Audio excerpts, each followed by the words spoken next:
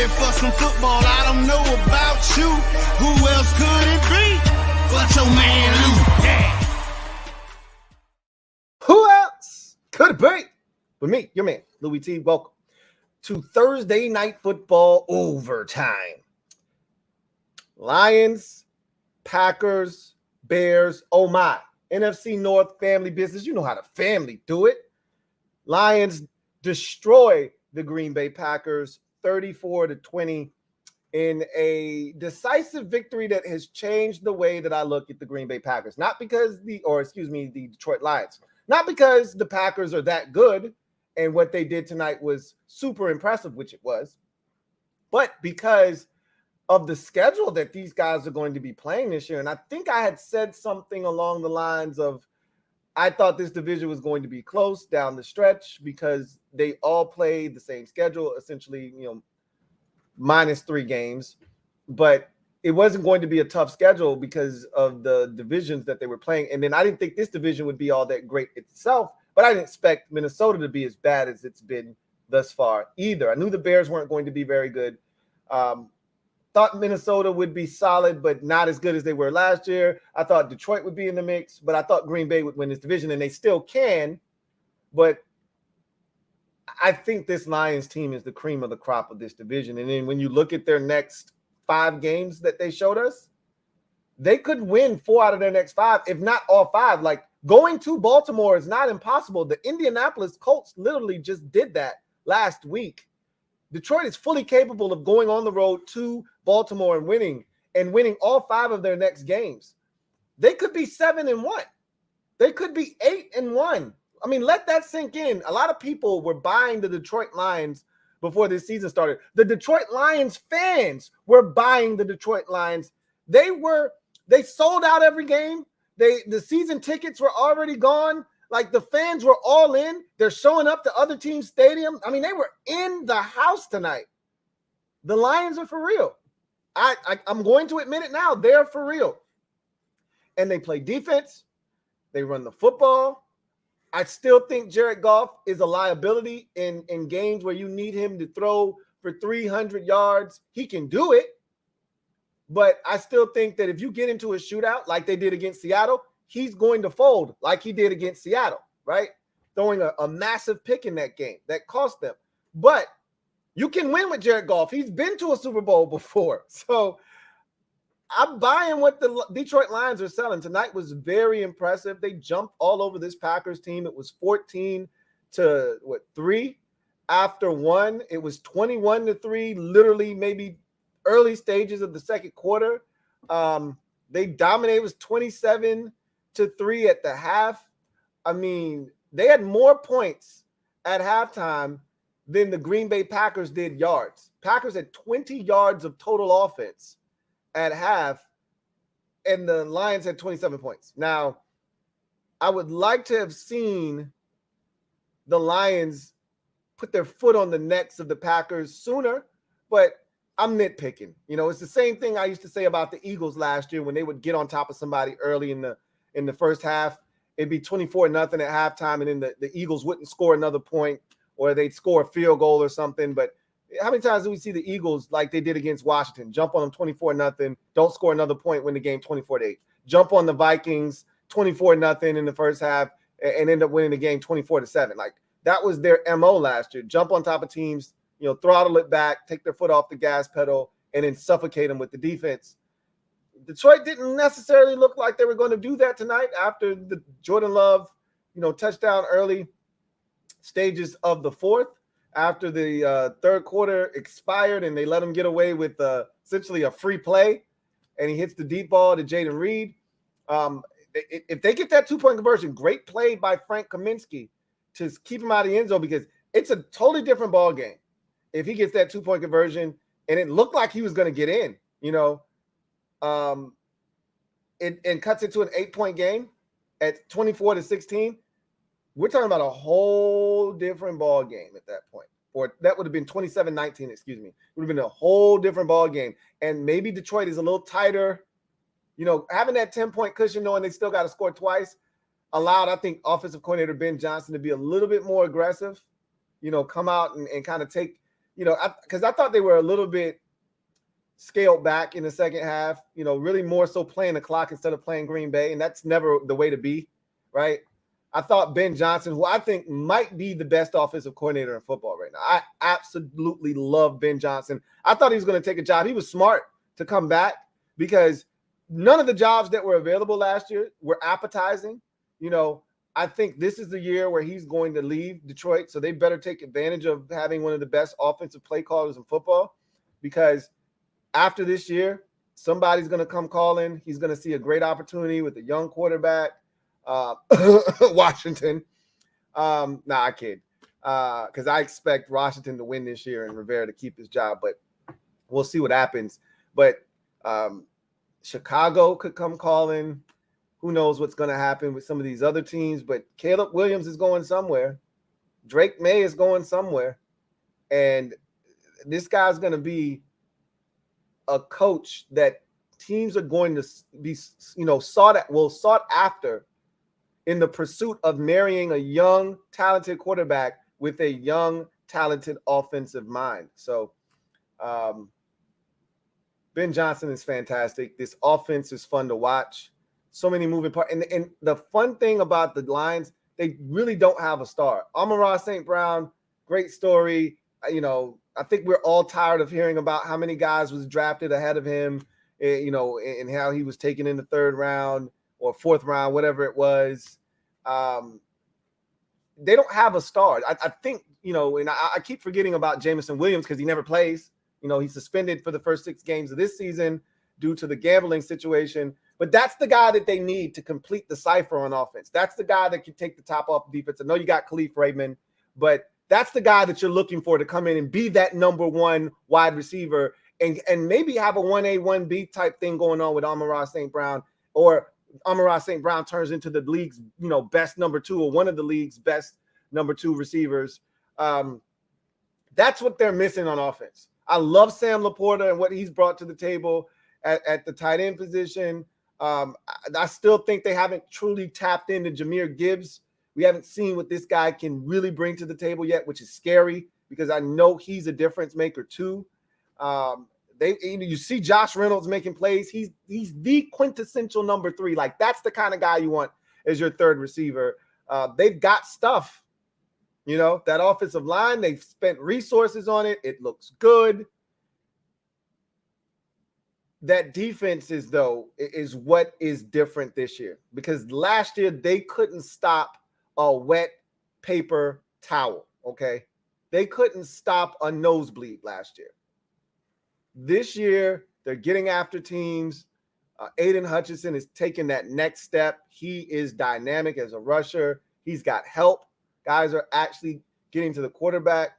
The secondary has vastly improved. My heart dropped to my damn foot, to the bottom of the soles of my feet when I saw their young rookie safety, Brian Branch, go down with minimal contact. I said, oh shit, did we just lose another Achilles tonight? Because we've seen this on a primetime stage once before this season with Aaron Rodgers. And all I could think of was, damn, did we just lose another Achilles? And when they took him off on the cart, I said, damn, we did. I just knew this guy's Achilles was ruptured. And then when he came back and they were taping him up, I was like, huh. Well, what do you know? It's just an ankle injury. That was such great news for him to come back in the game. Now, he did re-injure it, but that kid is special. And what they did with their first 4 picks, and I know I already talked about this in week 1 when they beat Kansas City, and how all of those draft picks had a hand and a say in that victory. But between Gibbs, Jack Campbell, Sam Laporta, and Brian Branch, they knocked it out of the park. And I remember saying it when it happened, when people were questioning the Jahmyr Gibbs pick, when people were questioning the Jack Campbell pick. The following day, we were live again for rounds 2 and 3, and I said, I love the Brian Branch pick. And I said, Sam Laporta, we'll see. I wasn't exactly sold on him, but I said he went to Iowa. You can't go wrong going to Iowa and getting a tight end. They block, they catch, and usually they're very athletic. I said you can't go wrong going to Iowa. And I was at least right about that. Sam Laporta is legit. So that when you think of a draft class, when you think about the first 2 rounds of the draft, that's the kind of contribution you're looking for. A lot, I'm a Washington Commanders fan, and our fan base is bugging out about the fact that our first 4 draft picks, rounds 1, 2, and 3, we had 2 third-rounders. Or did we have 2 third-rounders? I think we had 2 third-rounders. Let's see. Forbes, Martin, Ricky Stromberg. No, we didn't have an additional third. And then 4th round pick was Braden Daniels. And our first, I don't really worry about the 4th rounder. That's a day 3 pick. The first 3, though, you would like them to be huge contributors. Our 1st round pick is going to be instrumental in any success that we have this year. I'm not worried about him. But it's the other 2 where you go, what are we doing here, right? So this is what it's supposed to look like, especially if you're making 4 selections in the first 2 rounds. This is what it's supposed to look like. This is a good football team, and they're well coached. That's the other thing. They're well coached. We didn't see a ton of penalties from them tonight. They're very disciplined. They don't beat themselves for the most part. That's how they lost that one game at home to Seattle. They beat themselves, I felt like, in that game. This was impressive. I mean, this was impressive. I'm buying Detroit Lions stock. I know I'm late. I spent a little bit more than I would have had to have spent had I bought stock earlier before the season started. So I'm well aware. I'm paying a little bit more now, but I want in because I think the stock is only going to go up. I bought a few shares tonight. I'm thinking about buying a few more shares tomorrow. I'll sleep on it. I wake up, I feel the same way I feel right now. Probably buy some more shares of Detroit Lions stock. This was impressive. This was really impressive. 34-20 victory on the road at Green Bay. And now I feel like they're in the driver's seat. This is a bad division. You have 2 0-3 teams. There are 4 winless teams in the league. 2 of them reside in that division. If Green Bay hits a rough patch, they got a young quarterback. I don't necessarily love their defense either, right? I know they were missing a bunch of parts tonight. I didn't know Jair Alexander wasn't going to play. They're missing some guys on that offensive line, obviously. But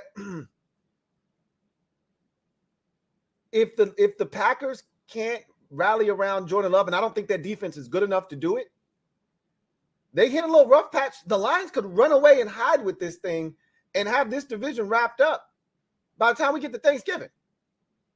There is no other competition. If the Green Bay Packers don't hang in there and the Lions take care of business, they could run away and hide with this thing. But they got to take care of business, right? I want to see how they handle success. So far, so good. After the big win on Thursday Night Football to start the season off, yeah, you go home and not lay an egg. You were in that game, but you didn't get it done. A little disappointing. But the last 2 weeks, you've bounced back. You've played well. You've taken care of business. And now you found yourself at 3-1. And now I want to see how you handle the fact that everyone – this was on – I know week 1 was on the national stage. This is on the national stage again.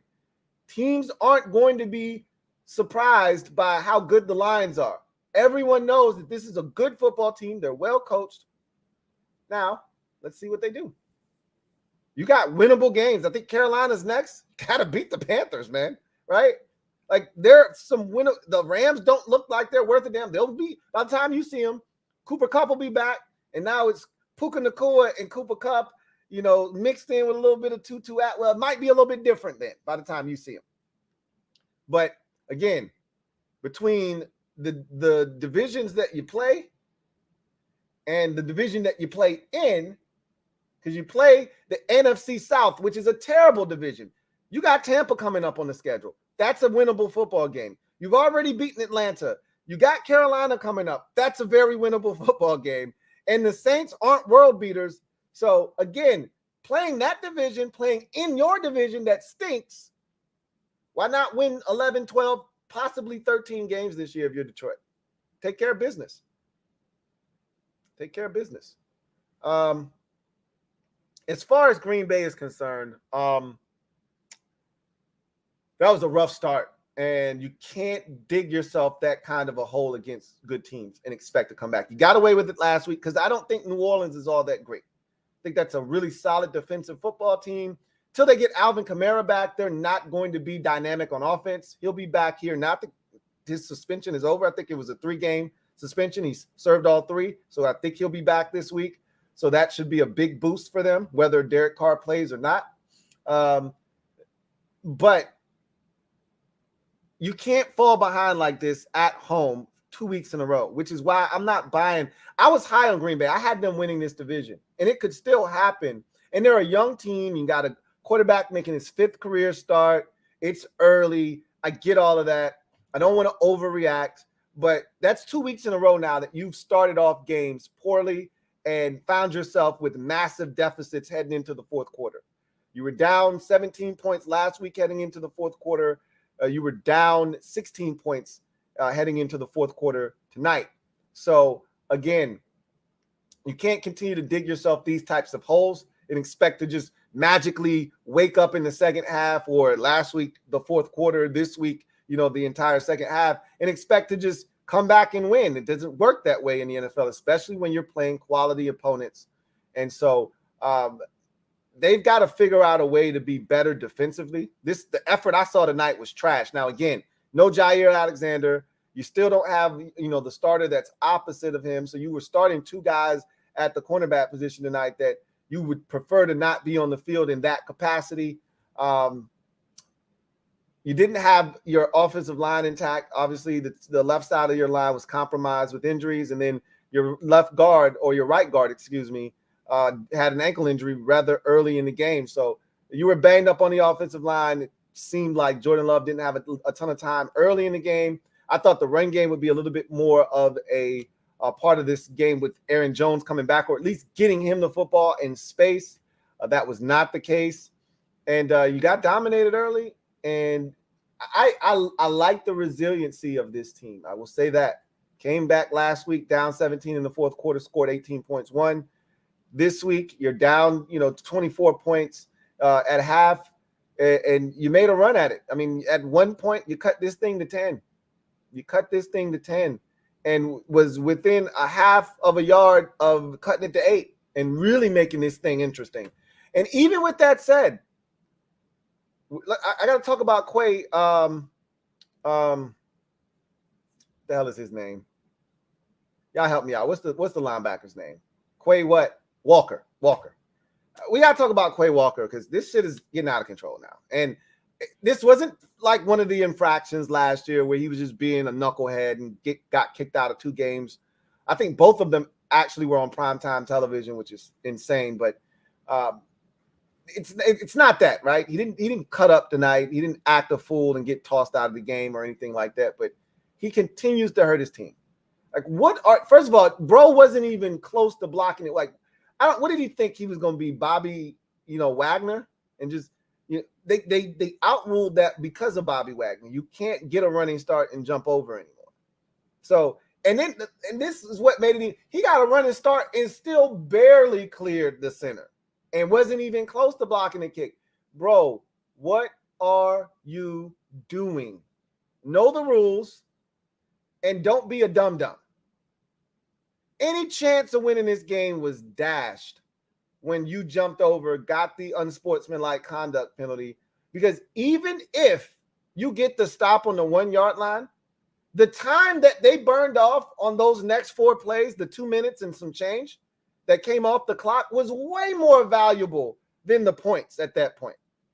Even if they got stopped and instead of it being a 13-point game, it was a 10-point game, you were still in a very vulnerable position because instead of getting the ball back, I would have much rather taken my chance down 13 with 8 minutes to go with Jordan Love having the football versus down 10 with only 6 minutes to go and needing 2 scores. You're screwed either way, felt like, but give me the ball with 8 minutes and let me see if I can't get another bomb over the top and score in a minute and 12 seconds like they did the last possession. So, gotta be smarter than that, Quay Walker. Like, you can't keep hurting your team. And you saw the Packers head coach talking to him, Matt LaFleur, talking to him like, bro, what are were you thinking, man? Like, what was the rationale behind that? Like, what were you looking to gain? Because you weren't going to block the kick. What were we doing here? Who gave you authority to do that? He knows the rules now. If he didn't know them before, he knows them now. Anyway, I'm not pronouncing the Packers dead because they have a young quarterback that I think is very talented. And I think he's only going to continue to get better. And he's got a young group of receivers around him, so they're going to grow together. And I think if they can find a way to win games while they're growing, while they're getting through some of the mistakes and the growing pains that happen with young teams that are trying to figure things out, if they can find a way, the beauty of it is Love's been in this system for 4 years, so he knows the system, and that's going to afford him a little bit more authority over what's going on, at the line of scrimmage, what to look for. But again, you still need reps. You still need time on task, right? And so the more reps he gets, the more opportunities he gets to play, the more he sees from opposing defenses, the better he'll get, the better these receivers will get with more experience and time with Jordan Love. And then that timing and chemistry will start to get down, and then they'll kind of get, into a groove. But the question is, can you win games while doing that? Because you don't want to get to a point where you figure it out and you look up and you're 4-7 on the season and it's too late, right? So that's going to be the key. They're playing a soft enough schedule. We've already gone through that with Detroit's schedule. They played pretty much the same schedule, sans for 3 games. You're playing the NFC, South. So you got Tampa Bay, you got Carolina, you got Atlanta, who you already blew a game to that you should have won, right? So you got to, if you can't take advantage of that division, you're not going to the playoffs. You've already lost to Atlanta, a golden opportunity to win that game, and blew it, which probably makes up for the New Orleans game, right? They probably balanced each other out. You had no business losing the Atlanta game. You had no business winning the New Orleans game. So it balances itself out. You probably should be 2-2 at this point regardless. But we'll see what goes on with the Green Bay Packers. Not their best showing tonight, obviously. And I think they have more issues on the defensive side of the football than they do on the offensive side, if you can believe that, with a young quarterback. But this defense, the last 2 weeks, struggled, especially out of the gate. If Derek Carr doesn't get hurt, I don't know if they come back in that game or not. Not to say that Derek Carr was lighting it up, but they did score 17 points. And I'm aware that 7 of those points came off of a punt return from Rashid Shaheed. I'm aware. But the 10 points that they got on offense was better than the 0 they got with Jameis Winston at the helm. So anyway, I digress. Big win for Detroit on the road at Green Bay. Puts them at 3-1 on the season. And for me, it makes a believer out of someone that was on the fence. Makes a believer out of me. Not that that matters, but I'm buying Detroit's Lions stock tonight. Let's get to the comment section, see what you guys have to say. HTTR Carson, thank you for the super chat. Greatly appreciate you. Who writes, Lou, what do you think of Dame to my Bucks 2024 chip? It's going to be interesting. I talked about it. We'll probably talk about it a little bit on the podcast tomorrow, time permitting. But I talked about this already I want to say it was yesterday. Or was it Tuesday? I think somebody might have brought it up Tuesday when it happened. Was it Tuesday or did it happen yesterday? I'm trying to think.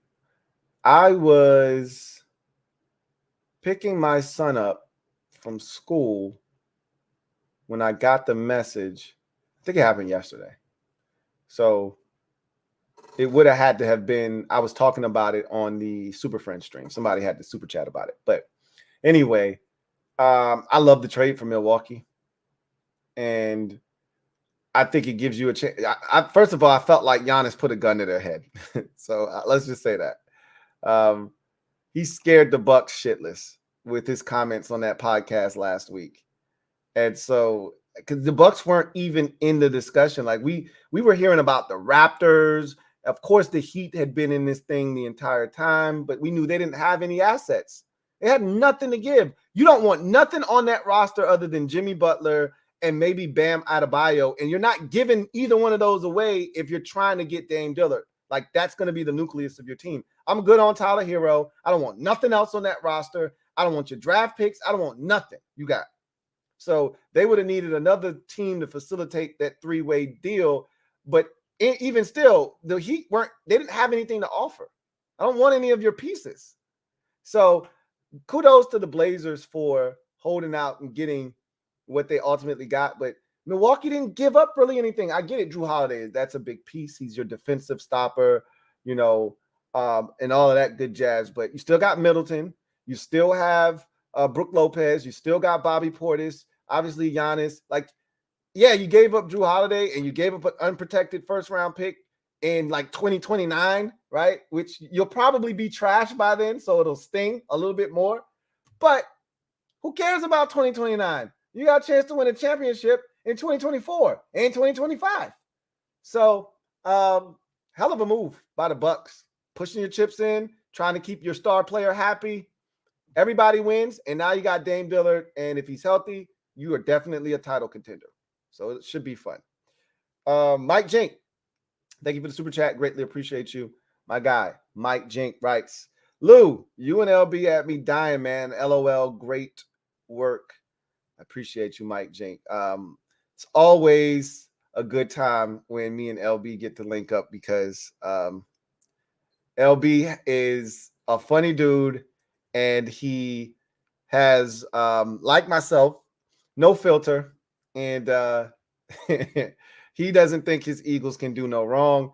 I know my Commanders can do wrong, but I know we're fully capable as well. So, and he don't respect us like he should, but we're going to look to make a believer out of him. So I'm glad you enjoyed it. It was a lot of fun. I enjoyed the show last night, and I'm glad you did as well. HTTR for life. Thank you for the super chat. Greatly appreciate you. Thank you for being a member of the MOBB, who writes, they were too disrespectful to Hal last night. Don't tell them nothing, man. Again, that's their job, to be disrespectful to Sam. Sam didn't make it easy on himself with a 4-interception game the week before we did the Super Friends stream. Had he been playing the way that he played the first 2 weeks against Buffalo, what were they going to be able to say? Even if we didn't beat Buffalo, but we lost the game 24-20, and Sam Howell threw 2 touchdown passes, no interceptions, what could they have really have said about him? But he throws 4 interceptions the week before we do the Super Friends stream. Of course, they were going to say, oh, he's trash, he's this, he's that. Of course. He made it easy on them. That's cool. It doesn't change the fact that I know that this guy can play and that I expect him to be exactly what I've been telling everybody he's going to be, which is the starting quarterback of the Washington Commanders moving forward. He's got all the intangibles. He's got the talent. All we got to do is go out and execute around him. And he's got to do his part too. He's not absolved from wrongdoing. He's got to step up and continue to grow and mature. I'd like to speed the process up a little bit, but I got to be patient. I understand that. I understand that the man literally has 4 NFL starts under his belt. So you got to take the good with the bad. But I understand the man is talented. So feeling really good about that. Let's see. Got any comments in here? Kevin, the PRF, writes, 23 Lions making a regular season 2022 Eagles run. I don't know. I think it's too early for that. I think it's too early to say that. The Eagles in 22 were a lot more dominant than the Lions were to this point. Now, the Lions going on the road and beating the Super Bowl defending champions is a big win, and it counts for a lot. But last year, the Eagles, I think in week 1, scored they played that same Lions team in week 1 last year, scored like 37 points or so. The next week, they played the Vikings and were up 24-0 at half. And then the next week after that, they played Washington and it was up 24-0 at half. So they looked like a juggernaut last year, did the Eagles. That's not exactly what the Lions look like. But, again, with the schedule, and remember, the Eagles didn't lose until week 10 last year. So it's a little bit different. I will say this. with the schedule that they have, and remember the Eagles and the entire NFC East didn't play a tough schedule last year. I'll say this. They could end up being 9-1 like the Eagles were last year when it's all said and done. Looking at their schedule. Again, the Ravens are like Kirk Herbstreit said it best.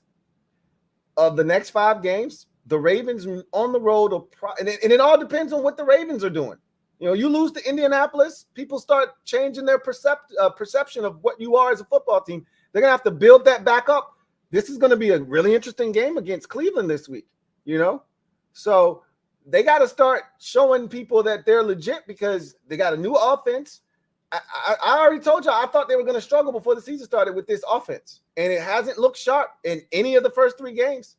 So they got to prove that they're legit. Who knows? We could get to that game, and the Lions could be favored. But they're going to definitely be favored in the other 4 games. So who knows? They could be on a little Eagles type run. We'll see.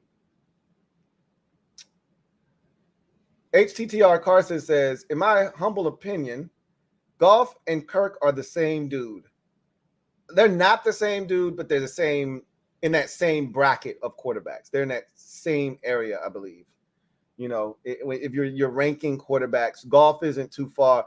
They're in that range with it's Carr, it's Kirk, it's Tannehill, it's Goff. They're in that same neck of the woods. They all live in the same neighborhood, right?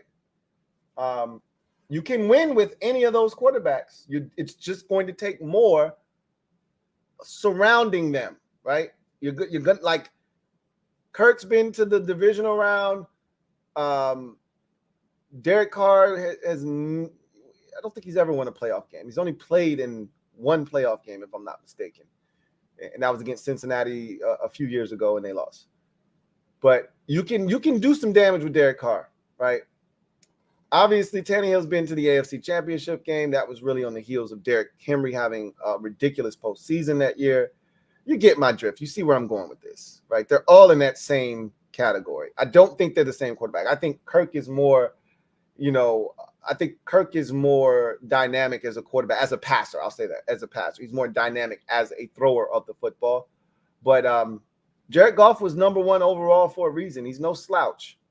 So I wonder what his record, I wonder how many, fourth quarter comebacks, game-winning drives, because people love to shit on Kirk, but Kirk has a ton of those under his belt.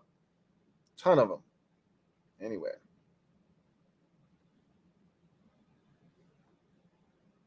Let's see. Got another super chat. Zoe Life, No Life. Thank you for the super chat. Greatly appreciate you. Thank you for being a member of the MOBB, who writes, whose O-line is better, Eagles or Lions? I think it's the Eagles offensive line, even though the Lions are really talented. I think it's the Eagles offensive line just because I really like the Lions center, Frank Ragnow. He's really good. But Jason Kelsey's a Hall of Famer, first ballot. Then you got the 2 booking. Lane Johnson still really good at right tackle. He's the equivalent of, Taylor Decker. I think they've got Penei Sewell. The Eagles have Jordan Mailata. I think they cancel each other out. They're very equal. I think the Eagles' offensive line is probably more athletic, and that probably gives them the edge. I think both are physical up front. Both can move the line of scrimmage. And I think the Eagles are probably a little bit better in pass pro as well. So I'd give the nod to the Eagles' offensive line. But they're up there. The Lions are up there. The Browns are up there. The 49ers are up there. They're in that mix. But I still think the Eagles are the better of the group. HTTR for life. Thank you for the super chat. Greatly appreciate you. Double up. Thank you for doubling up. Who writes, I bet on this game and the Lions pulled through.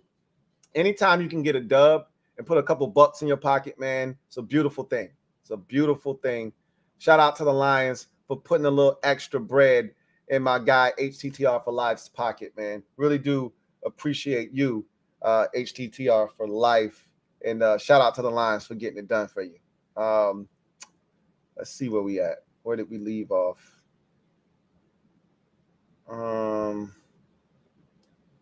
See if we got any more comments. If we don't, we get out of here. Metaphor writes, game was all right, but that Super Friends last night, though, legit. LT holding it down for our Commanders. You already know what it is, man. I told you I was going to go in there and talk my shit. I was going to talk it. Now I need the team to walk it for me.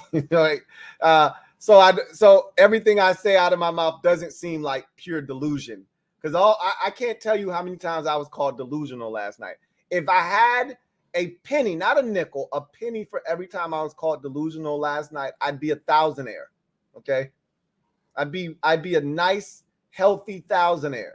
So I'd love to turn the tables on all those people who called me delusional by having some of the things that I said last night come to fruition. I know Sam Howell's going to be our quarterback. I know that's going to come to fruition.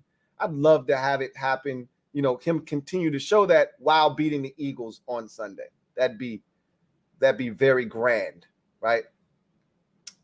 Appreciate you for holding the kid down, though, right? A lot of Eagles fans, a lot of Cowboys fans in the mix. Glad to see y'all were holding the kid down last night. Abel Ambrosio, thank you for the super chat. Writes, real question is how you let Law be the last man standing. He wasn't, though. I came back. So you checked out when I dropped out.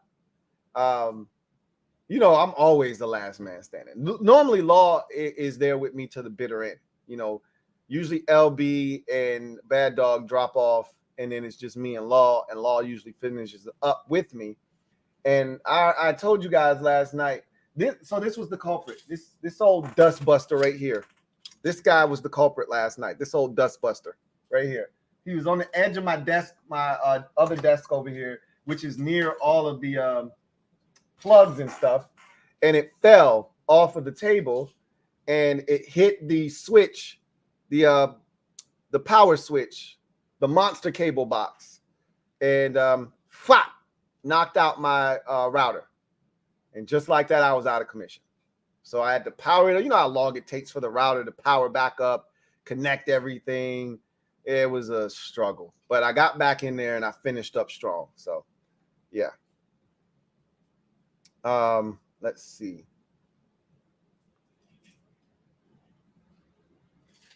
Miss Perry, thank you for the comment. Who writes, what did you think of Jimmy Butler crying on IG about tampering?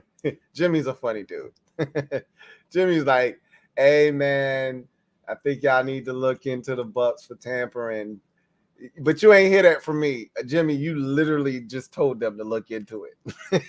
So Jimmy was having some fun. I had a good kick out of it. Jimmy's a funny dude, man. Did you see him complaining about the gas he was putting in his car? How much it costs? Jimmy's a funny guy, man. Jimmy's a funny dude. Funny guy.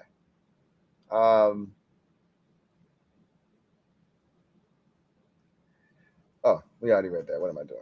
I got another super here. Mike Jink, thank you for the super chat. Greatly appreciate you. Double up. Thank you for doubling up. Who writes, I don't know if you're a college football guy or not, but is Ohio State good to you? No, they're not. I'm a Notre Dame Fighting Irish fan. So, and I'm not just saying that because they beat us. I didn't think they were good. I think their young quarterback has a chance to be solid, but their team overall isn't great. And I think their quarterback, he's young, and there's growing pains that come with that. I just don't think they're good enough to compete with some of the upper echelon teams. Like they're not better than Michigan. I'll tell you that right now. I don't know if they get to Michigan undefeated or not, but if they do, on that game after Thanksgiving Day that we always get, that Friday game on Thanksgiving or Saturday, that Saturday after Thanksgiving, they don't stand a chance. I don't know if it's in the big house this year or not, or if it's in Ohio. I think it's in Ohio State. I think it was at Ohio State last year, because the year before when Aiden Hutchinson was there was the first time they had beaten them. And I think that game was in Michigan and it was snowing and all that stuff. They went to Ohio State and beat the brakes off of them last year. I expect them to do it again this year, this time in Ann Arbor. No, I don't think Ohio State is good.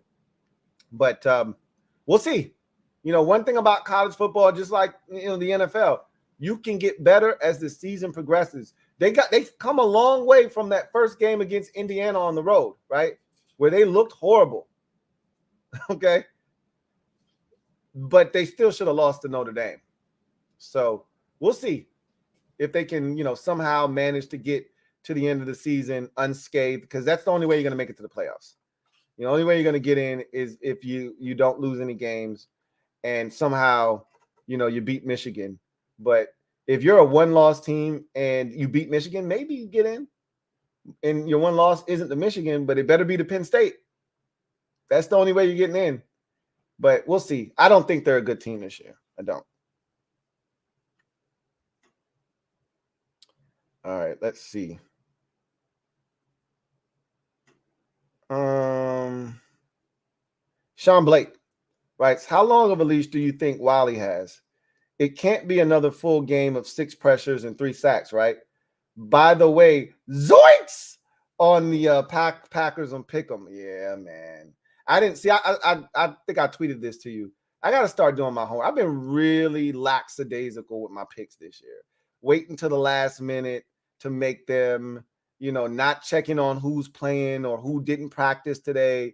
Like, I didn't know that Jair Alexander wasn't playing. I knew that David Bakhtiari was put on IR today, but I thought he hasn't been playing all year. I didn't know that this was his first time being out this season. I didn't know that their right guard also was out of this game. I didn't do my homework. I just knew Aaron Jones was back, and I was feeling good about that. And yeah, I got what I deserve. I told you, one thing about the NFL, you get what you deserve. I didn't do my homework. I got what I deserved. So I'm gonna make this vow to myself from this point forward, because I don't like losing Thursday night games, because it just gets your week off to a rough start. Now you got to dig yourself up out of a hole, right? And that was an unnecessary hole that I put myself in. If I would have just done 5 minutes worth of homework, I would have known all I needed to know, and I would have picked Detroit. But that's the same thing last week. I lost a football pool because I didn't know that Cincinnati was at home. How easy is it to just look at the sheet and see Cincinnati's at home? I just, for some reason, told myself the Rams are at home, and I picked the Rams. Had I known Cincinnati was at home, I would have picked the Bengals, and I would have won the football pool last week. So I'm just kicking myself right now, and that's 2 weeks in a row, and I'm better than that. I'm ashamed. I'm mortified right now. So I got to tighten up.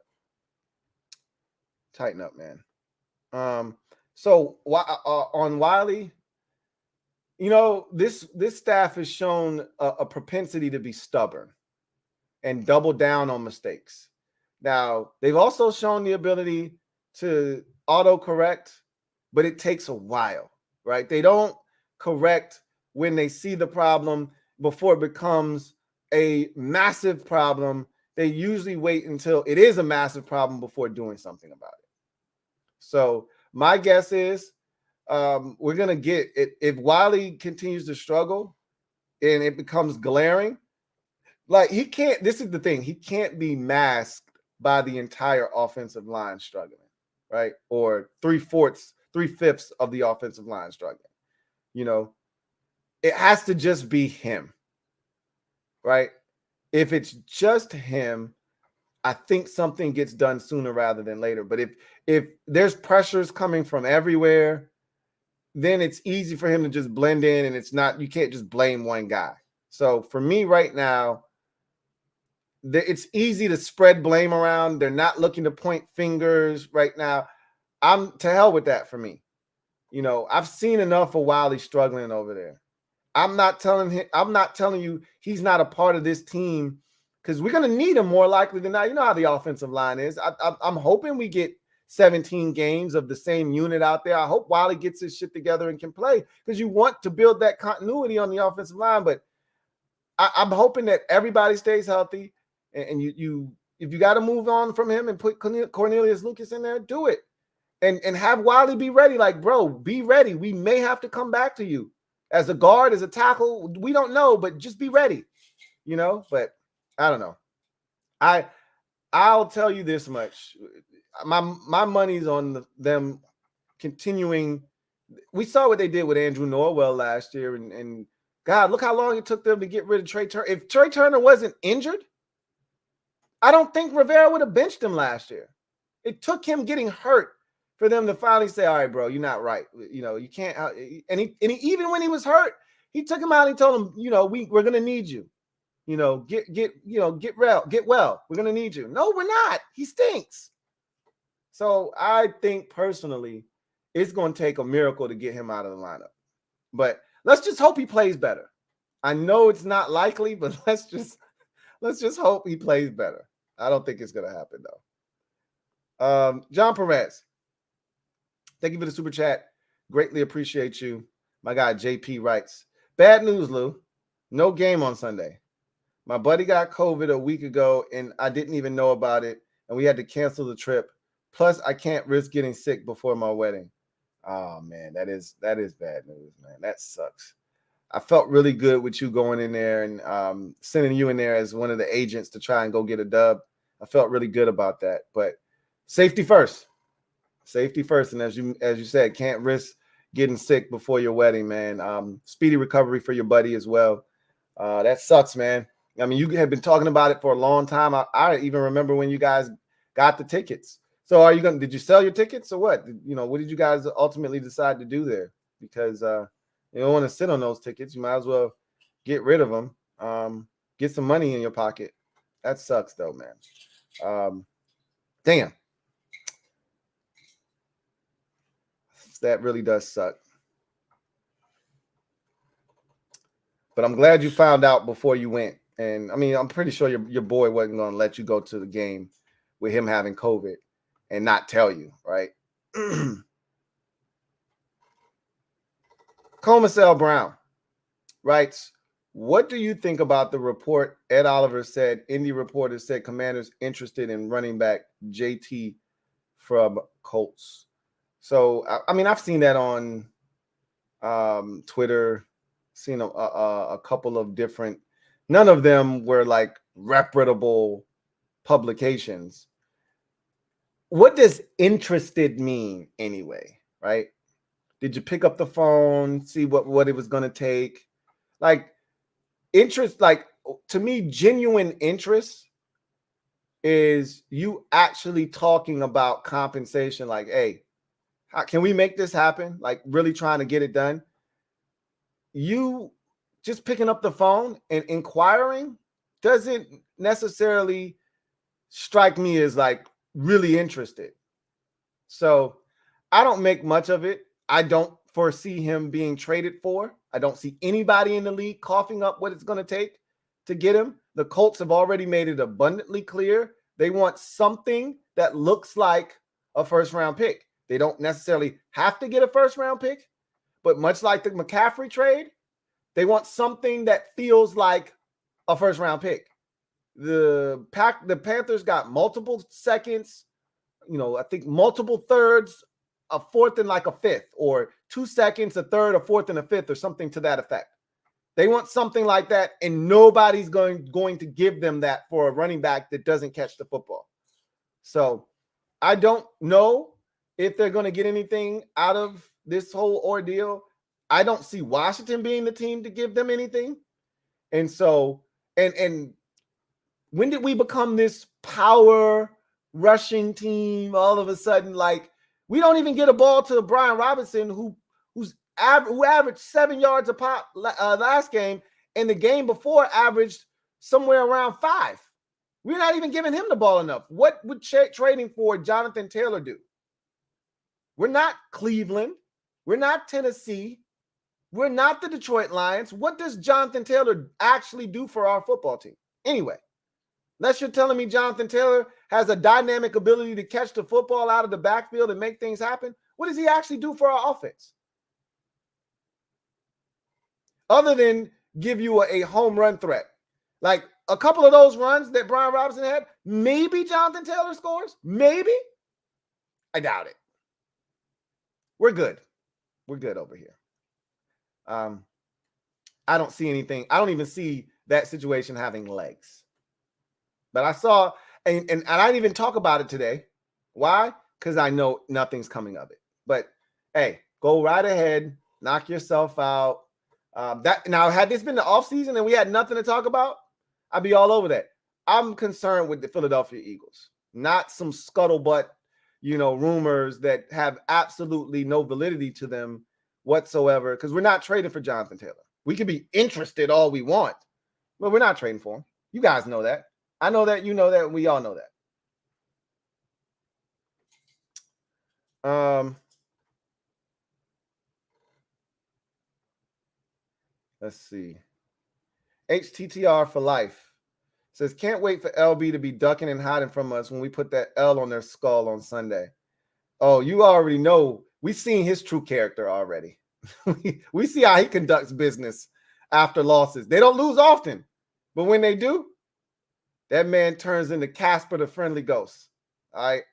So hopefully we'll be able to track him down, and we won't have to send out the U.S. Marshals to locate him this time around.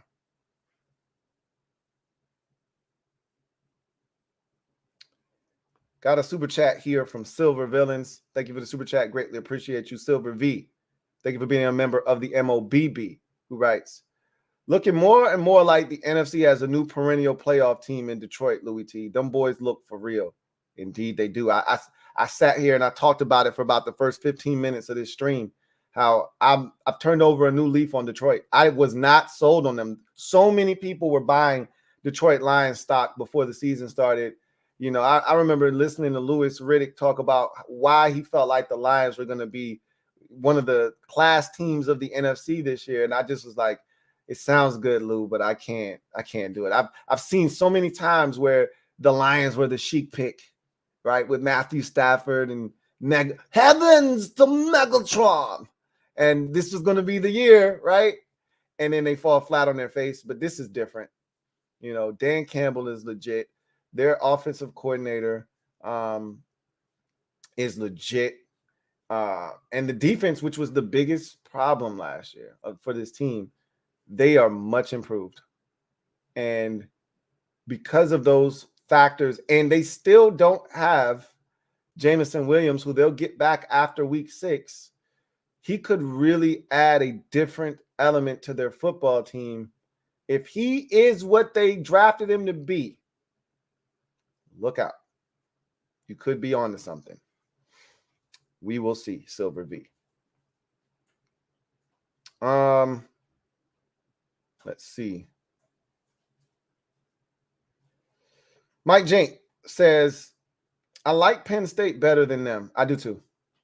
They got a young quarterback as well, but he seems to be a lot more, a little bit more advanced than the McCord kid at Ohio State. But not that the McCord kid isn't talented, but I think that Penn State kid looks like he's legit, and they seem like they're the chief problem in the Big Ten in terms of Michigan. I think Penn State is second in that pecking order. If you want me to be honest, Sean Matt says, what is your analysis of Emmanuel Forbes so far? He's ranked number 1 in rookie quarterback rating through 3 weeks, and I really like our secondary. It's just our secondary doesn't create turnovers.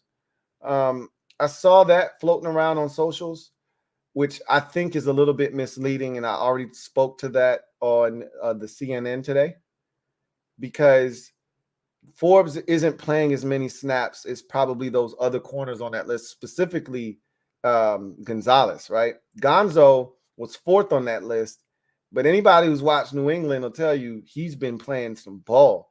And you look at the players that he's gone up against versus Emmanuel Forbes, who's not even starting. Gonzo is playing just about every single snap in New England. Meanwhile, our guy is playing anywhere from 50 to 30% of the snaps, right? In any given game. So it's a lot harder to compare the two. But I'll say this. I like what I've seen from Emmanuel Forbes. I think he's going to be a good football player for us. A lot of people doubt him because of his size. That is not a problem for me. But Gonzalez has gone against Tyreek Hill. He went against A.J. Brown and Devontae Smith. and he went against Garrett Wilson. I get it that the Jets offense isn't the greatest, and 2 of the 3 games were in, wet conditions. Doesn't matter. He held up his end of the bargain. Even got a pick against Tyreek Hill in that Dolphins game, to which Tyreek Hill after the game said, "Hey, that dude's going to be a dog." So I don't know. I think he's played well to this point, but he's part of the future at the cornerback position for us. But I'd be hard pressed to tell you that he's been the most impressive to this point. So I think sometimes numbers can be misleading. Jado writes, "What up, Lou? What up, Jado?" Says, "What's the schedule going to be next week since the game is Thursday?" Same. Everything's just going to be abbreviated. So in weeks like Thursday, you quick turnaround. We recap the game. By Tuesday, we're taking our first look. And Wednesday, you're getting the behind enemy lines, all that. And then Thursday, you'll get a CNN before the game.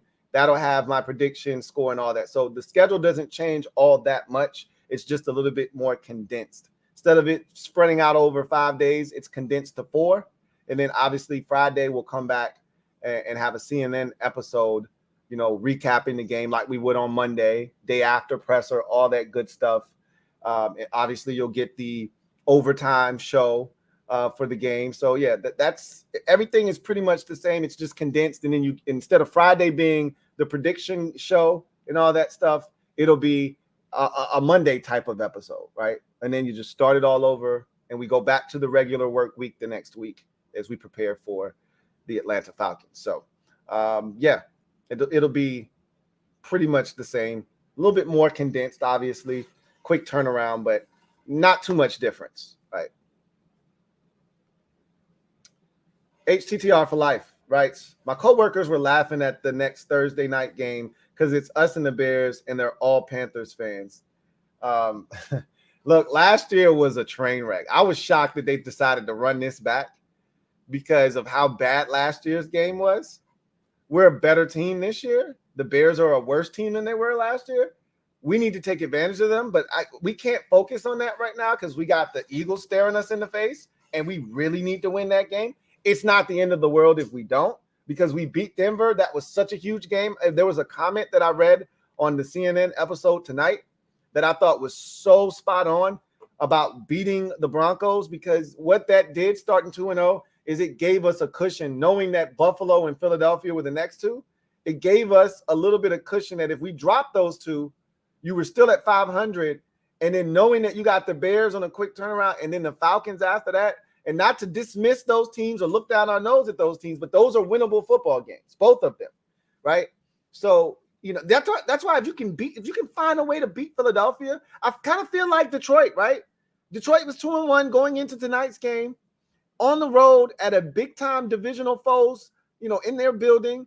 And if you win this game, you look at the schedule, you're saying, hey, bro, we can win the next 3 or 4 games. Just win this one, get to 3-1, and let's see what the hell happens. I'm feeling the same way about us in Philadelphia. Like, we beat Philadelphia, Chicago, Atlanta, the Giants. I'm like, yo, we can't win 4 in a row here, right?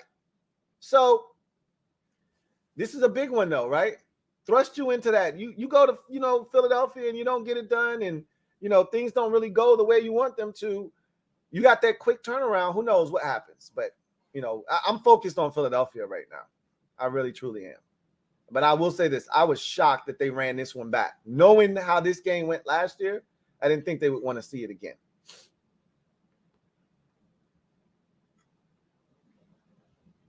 All right.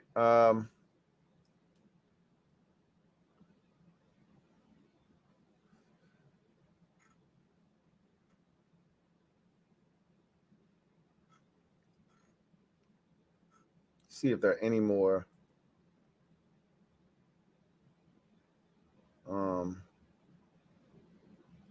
comments. If not, we'll get out of here. HTTR for life writes, I love this Lions team. They could make a run this year but as a Gibbs fantasy football owner, I need them to stop handing it to Montgomery. Yeah, Montgomery is the bell cow there. You know, as the season progresses, maybe Jahmyr Gibbs gets more involved. And this is the thing, I can tell you this. Having watched and followed David Montgomery's career very closely, he's going to get injured at some point. I don't want to put that on that man, but that's the way his career is gone. He's not going to play all 17 games. So with that in mind, understand that Jahmyr Gibbs will get opportunities. The key is him taking advantage of those opportunities when he gets them. That's what you got to hope. Sean McKenzie writes, looking back now, do you think Jamin was worth being a first-round pick for? From what we are seeing now, I remember in that draft, I really wanted to get Nick Bolton. That was my guy, if you recall. A lot of people like JOK, and I would have been okay with that as a Notre Dame Fighting Irish fan. I thought we needed a bigger linebacker than JOK, but his quickness and speed, and I'm watching his development in Cleveland, and I'm thinking, man, that looks real nice. You know, kind of reminds me of what he was at Notre Dame. But Nick Bolton was always my guy at Mizzou. And looking at how he's matured and what he's meant to that Kansas City defense, I'm just like, bro, what the F? You know, if I can see it, why can't you? You guys are two former NFL linebackers. They got mesmerized by Jamin's size and athleticism. They just said to hell with the fact that this guy barely played at Kentucky. Let's just draft him off of his raw ability and his measurables, and we'll coach him up. And it hasn't gone the way that they thought it was going to go.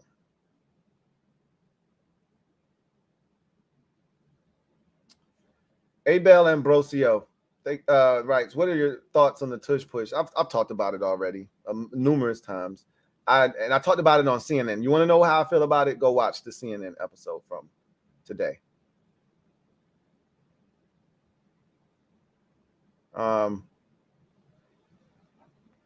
Yeah, did he miss a game already? I wouldn't be shocked if he did. That's been his career. So if he's already missed a game, he's not done. He'll have another ankle injury or knee injury, and he'll be out 3 to 4 weeks, 2 to 4 weeks, and that'll be your opportunity. That'll be your window. Anyway, I digress. That's the last comment right there, and that's gonna do it for me, your man Louie T, here on Thursday Night Football Overtime. Lions take care of the Packers in short order, 34-20. Really, really balanced night from the Detroit Lions. Started fast offensively, despite the interception on the very first possession of the game from Jared Goff. The defense promptly came out in a sudden change of possession situation and shut it down, forced a field goal. And from that point forward, they literally took over and dominated this football game. They were up 21-3 early stages of the second, 14-3 after one, up 27-3 at the half, and kind of cruised to this victory. Got a little tense there after Love's quarterback draw touchdown, early stages of the fourth, that cut the deficit to 10 at 27-17. But the stop on the 2-point conversion by Frank Kaminsky, huge. And they reasserted themselves there shortly thereafter, win this game 34-20, and are now 3-1 on the season. So Packers are 2-2. We'll see how they bounce back after the loss. Big win for the Lions. I'm officially on the Lions bandwagon. I think this is a good football team. They're well coached, and I've seen the schedule. I've seen the light, and it's bright. Duncan Wright, thank you for the super chat. Greatly appreciate you. Thank you for being a member of the MOBB. My guy Duncan writes, Lou, you be needing not worry about the Philly shove, but do be needing worry about that crackhead stadium you call home. Well, we're not playing there this week, so not a big issue right now. Hey, again, respect our house, okay? Take your shoes off at the door. And if you don't, you better wipe your feet when you step in our house. All right. But don't worry, we coming over and we're coming to be real disrespectful this week. So just as a wise man used to tell me, son, be ready because we coming. Anyway, I digress. You guys, get out of here. Enjoy the rest of your evening. I'll see most of you tomorrow for Louie T Network podcast, time permitting. I'll see all of you for the CNN tomorrow. Anyway, you guys have a good one. God bless. Good night. Louie